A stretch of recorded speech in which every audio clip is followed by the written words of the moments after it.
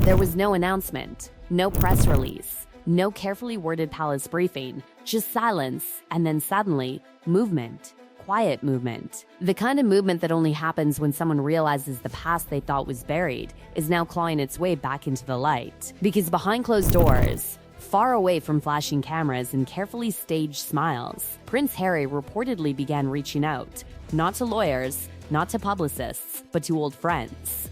Friends he hadn't spoken to in years. Friends from before Meghan. Friends from before everything changed. And the question that instantly sent shockwaves through those who noticed was simple but devastating. Why now? Because this wasn't random. This wasn't casual. This was deliberate, calculated, almost desperate. Sources began whispering that Harry had started revisiting conversations, timelines, and memories connected to one very specific period, 2016. The year everything changed. The year he met Meghan. The year his entire life quietly split into two versions, before and after her. But here's where it gets explosive, because at the center of this growing storm sits one place: Soho House. Not just any club, not just any members only escape for the elite. Soho House was more than that.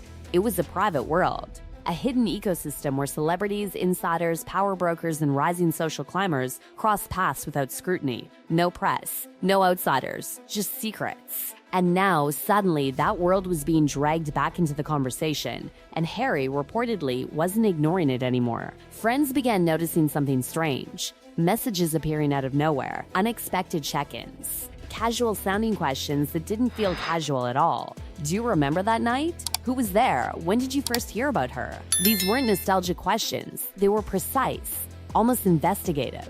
And what made it even more unsettling was who he was asking. Not the public figures. Not the people already on record, but the quiet ones. The ones who had been there without ever speaking publicly. The ones who remembered the details nobody else did. Because here's the truth nobody wants to say out loud. The official story was always clean. Perfect. Almost too perfect. A blind date arranged through a mutual friend. An instant spark. A fairy tale unfolding naturally. Effortlessly. Inevitably. But real life is rarely that simple. And now, years later, whispers were resurfacing. Old timelines being examined under new light. Connections being questioned. Memories being reassembled like pieces of a puzzle that suddenly didn't fit the way they once did. Some insiders claimed Harry wasn't angry. Not yet. But he was curious. And curiosity, when it arrives this late in the story, is never harmless. Because curiosity means doubt has entered the room. And doubt changes everything. At first, nobody noticed. His life in California remained outwardly unchanged. Public appearances were controlled. Interviews carefully measured. Smiles still appeared on cue. But behind the scenes, something had shifted. Something subtle, but undeniable. People who knew him from before described a man who was reflective. Quieter than usual, more distant, more inward, as if part of him had begun mentally walking backward through time, revisiting moments he hadn't questioned before.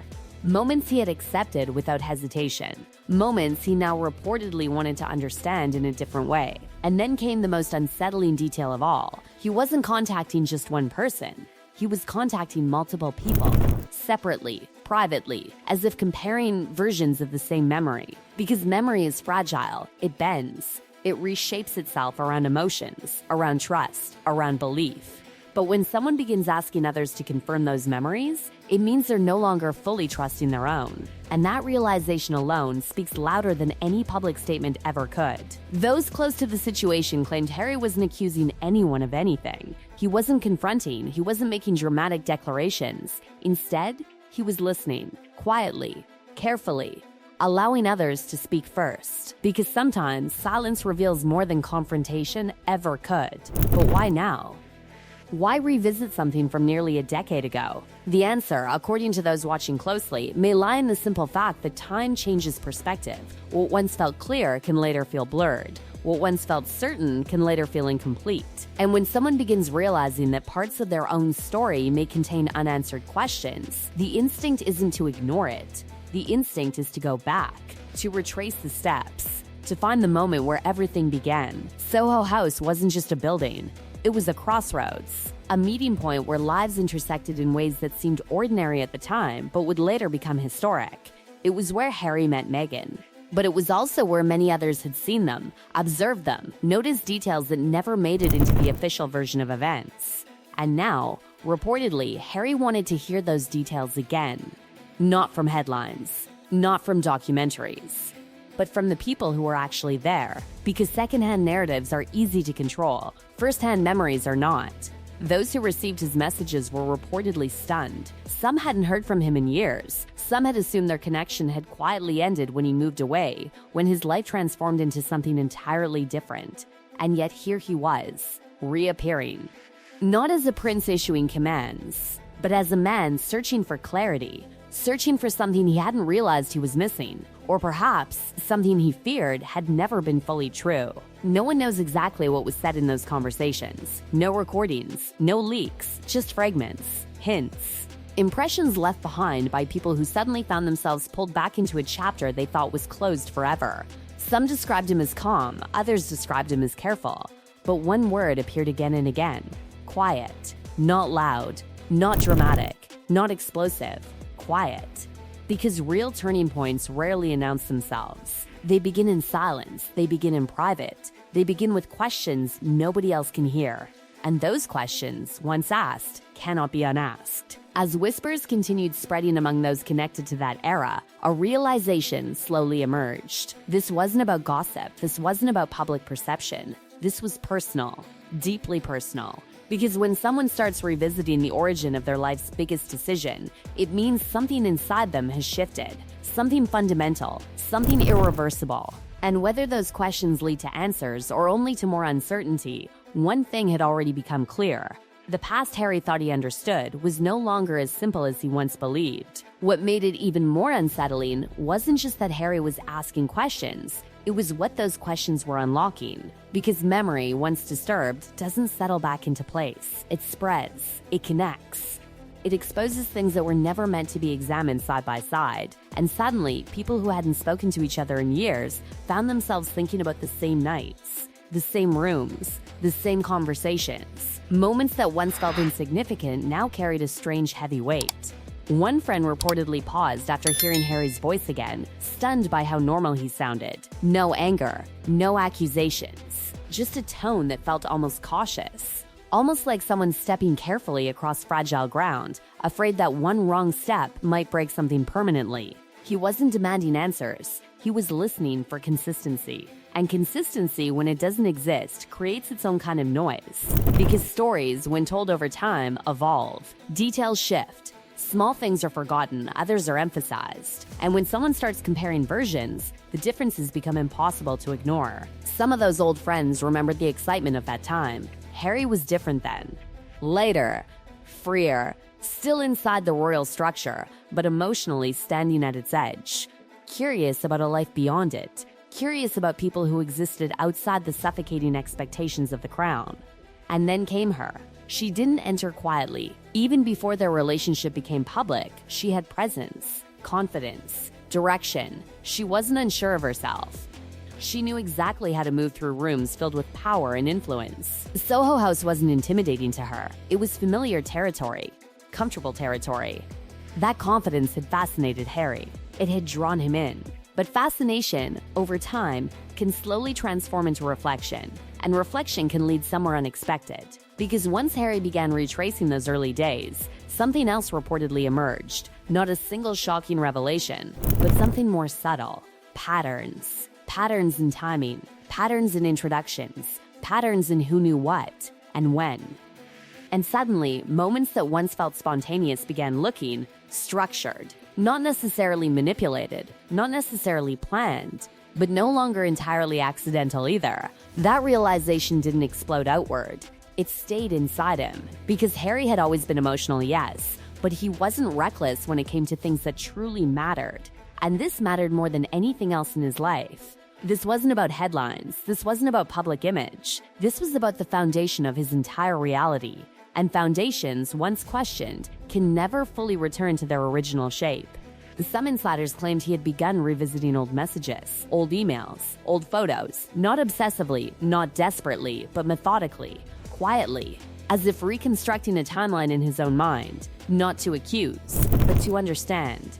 Because understanding brings control, And control is something Harry had lost long ago, not just to the media, not just to the royal family, but to the unstoppable momentum of his own life. He had trusted the story completely. He had believed in its simplicity. And belief, when shaken, leaves behind a silence that feels louder than any argument. Those who spoke with him said he didn't sound broken. He sounded aware.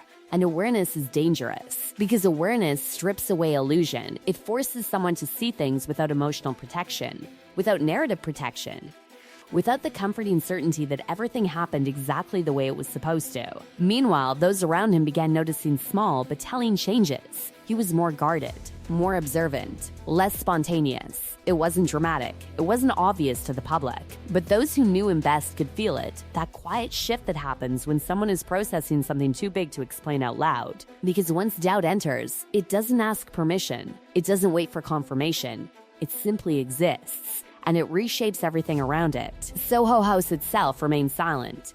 The building still stood, still filled with new members, new conversations, new secrets, completely indifferent to the storm now connected to its past. But for Harry, it was no longer just a place. It was the beginning, the origin point of a life that had taken him thousands of miles away from everything he once knew, away from his country, away from his family, away from the identity he had carried since birth. Everything traced back to that moment, that introduction, that connection. And now, reportedly, he was looking at it again, not as the man he was then, but as the man he had become. A man who had lost more than he ever expected. A man who had sacrificed things he once believed were permanent. A man who now understood the choices, once made, cannot be undone, only understood. Some friends reportedly reassured him. They told him nothing was unusual, nothing was suspicious. Nothing was different from what he remembered. But reassurance doesn't erase curiosity, it only delays its return. Because curiosity isn't driven by logic, it's driven by instinct, and instinct rarely appears without reason. What made this moment so unsettling wasn't the possibility of some hidden secret suddenly exploding into the open.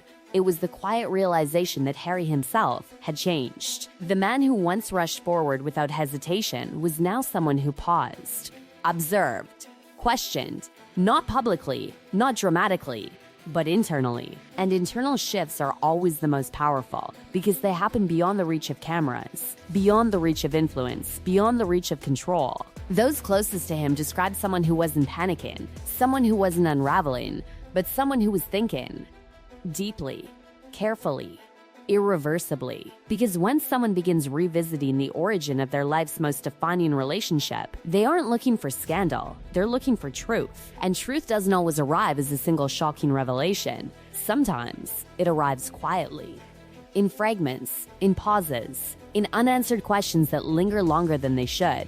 And now, Harry stood in that space, between certainty and uncertainty, between past and present, between the story he had lived and the story he was now beginning to re-examine. No public statement had been made, no dramatic confrontation had occurred, no visible explosion had taken place. But the quietest storms are always the most dangerous.